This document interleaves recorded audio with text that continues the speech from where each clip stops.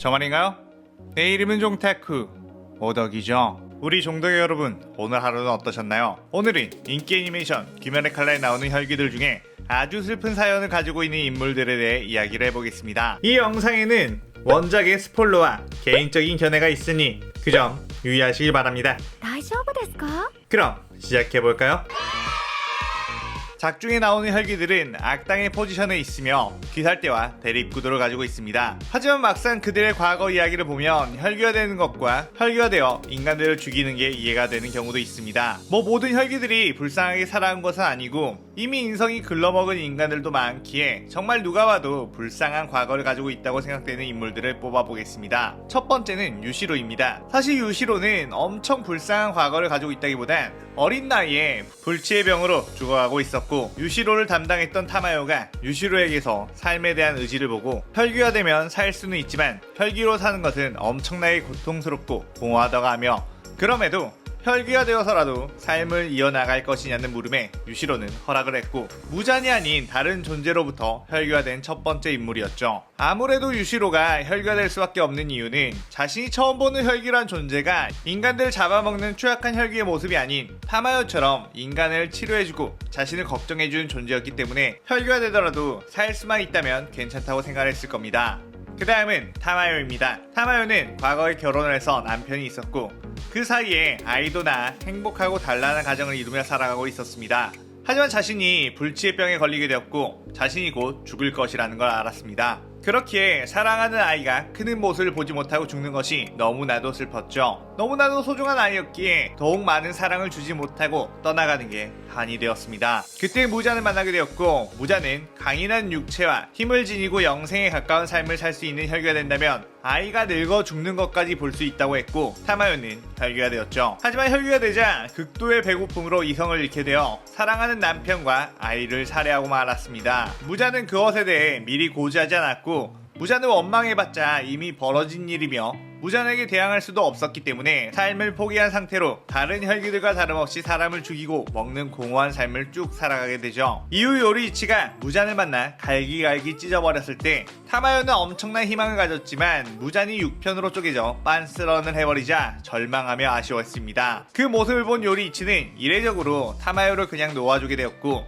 그 이후 타마요는 동물이나 인간의 시체를 먹으면서 삶을 연명해갔으며 무잔을 쓰러뜨리고 싶다는 너의 마음을 믿겠다 라는 요리이치의 말을 몇 번이고 마음속에 되새기면서 아무리 배고프고 괴로워도 살아있는 인간을 죽이거나 먹지는 않았죠. 타마요는 자신의 모성애를 이용해 혈기로 만들고 사랑하는 아이와 남편을 제 손으로 죽이게 만든 무잔을 평생 증오하며 자신의 죄책감을 안고 500살 가까이 살아왔던 것에 어쩌면 귀멸의 칼날 속에서 가장 오래 고통받은 캐릭터가 아닐까 싶습니다. 그 다음은 하요노 루이입니다. 루이는 인간 시절에 선천적으로 아주 몸이 약하게 태어나 나가서 제대로 뛰어놀아보지도 못했고 항상 누워 지낼 수밖에 없었습니다. 왜 자신은 항상 아프고 약해서 다른 아이들처럼 뛰어놀 수 없는지 밖에서 들리는 다른 또래 아이들의 웃음소리가 들릴 때마다 속상했죠. 물론 부모님은 항상 자신을 챙겨주고 사랑해주고는 했지만 병약한 자신 때문에 부모님도 근심이 많다는 걸 알고 있었습니다. 그래서 자신이 건강해져 뛰어노는 모습을 부모님에게 꼭 보여드리고 싶었죠. 그때 무잔이 찾아왔고 자신을 혈기로 만들었는데,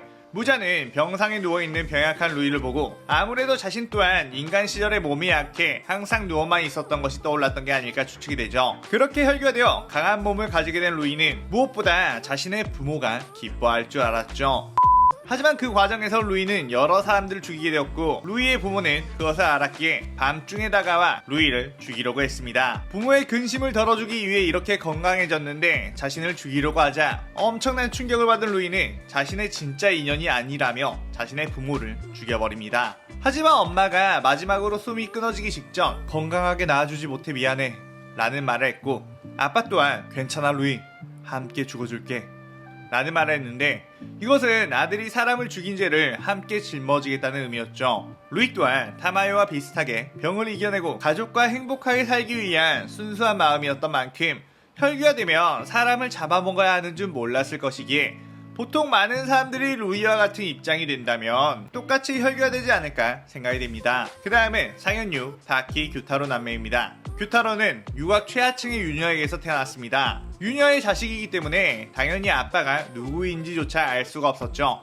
생활이 어려운 최하층 유녀에게 아이는 그저 밥값을 축내는 혹이나 짐 같은 존재였기에 태어나기도 전에 죽을 뻔했고 태어나서도 거슬린다며 몇 번이나 죽을 뻔했습니다. 그럼에도 불구하고 규타로는 필사적으로 살아남았죠. 규타로는 추한 목소리와 겉모습 때문에 사람들에게 더럽다며 돌을 맞았고 천대받았죠. 씻지를 못해 언제나 때투성에 비듬투성이었고 벼룩도 득실득실했다고 합니다. 어린 규타로에겐 온 세상에 있는 쌍욕이 자기를 위해 있는 것 같았다고 했으며 배가 고프면 쥐나 벌레를 잡아먹었다고 하죠. 그런 규타로의 삶이 변한 건 동생인 우메가 태어나서부터였는데 어렸을 때부터 어른이 눈을 돌릴 정도로 아름다웠던 우메는 자신의 자존감을 올려주었고 자신이 싸움을 잘한다는 걸 깨닫곤 깡패일을 시작했습니다. 그렇게 그럭저럭 유학에서의 삶도 괜찮아질 시점에 우메는 손님이었던 사무라이가 규타로의 욕을 하자 눈을 비녀로 찔러 실명시켜버렸고 그 사무라이의 분풀이를 명목으로 마당에 끌려나가 산채로 불태워졌죠. 이때 다른 일 때문에 자리에 없었던 규타로가 돌아와 보니 이미 새카맣게 태워진 채로 죽어가고 있던 우메가 있었을 뿐이었습니다. 그 모습에 엄청난 분노와 절망을 하며 절규를 하고 있던 규타로를 그 사무라이가 뒤에서 베어버리죠. 규타로는 초인적인 힘을 발휘해 관리인 유녀를 죽여버리고 그 사무라이도 죽여버립니다. 이후 우메를 안고 길을 걸어갔지만 늘 그렇듯이 이 불쌍한 남매를 구해주는 인간은 없었고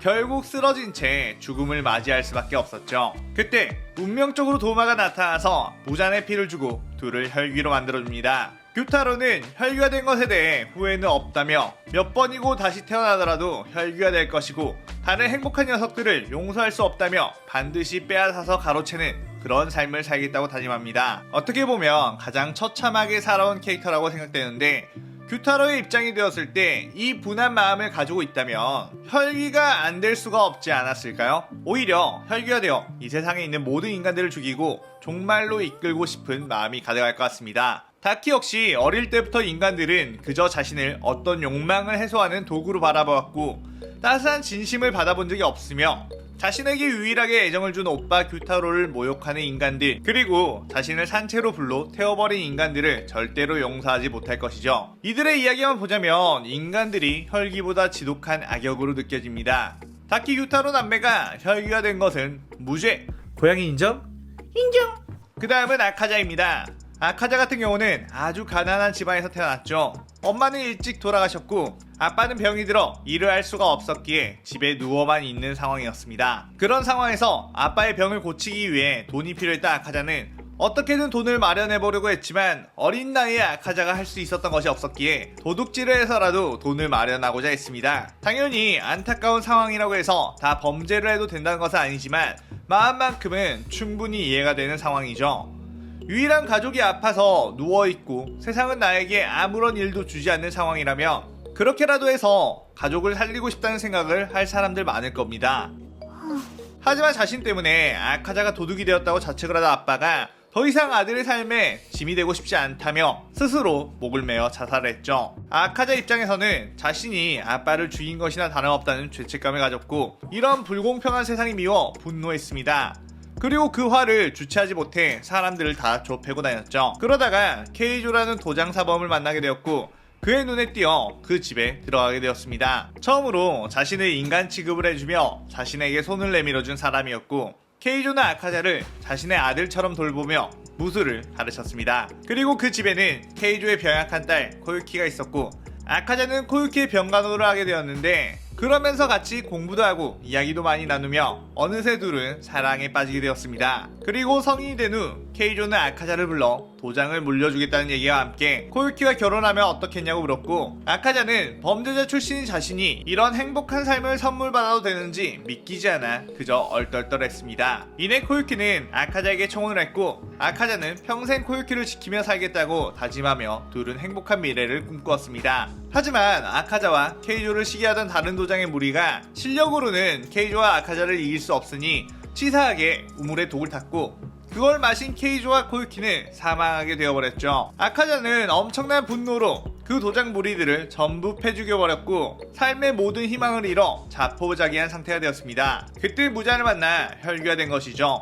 인간의 시기질투가 부른 집단 광기로 인해 겨우겨우 인간에게 마음을 열었던 아카자가 다시 한번 절망을 맛보았고 혈귀가 되어서도 미친듯이 강해지려고 하는 집착을 부르게 되었죠. 불행하게 살아갈 수밖에 없었던 환경에서 태어나 겨우 구원을 받을 뻔했지만 그것조차 나쁜 인간들로 인해 받지 못했던 아카자의 분노는 이 세상을 전부 파괴해버리는 빌런이 되더라도 충분히 이해가 갈 정도라고 봅니다. 아카자도 혈귀가 된 것은 무죄. 자, 이렇게 오늘은 나였어도 혈귀가 되었을 것 같은 혈귀가 되는 게 더 나았을 수도 있는 과거를 가진 캐릭터들에 대해 이야기를 해봤는데요. 여러분들의 생각은 어떤지 댓글로 많이 남겨주세요. 오늘의 오덕일기는 이것으로 마칠게요. 영상 즐겁게 보셨다면 구독, 좋아요, 알림 설정 누르는 거 잊지 마시고요. 여기까지 보신 분들 항상 건강하고 행복하시길 바랍니다. 그럼 오늘은 이만. 사요나라.さようなら。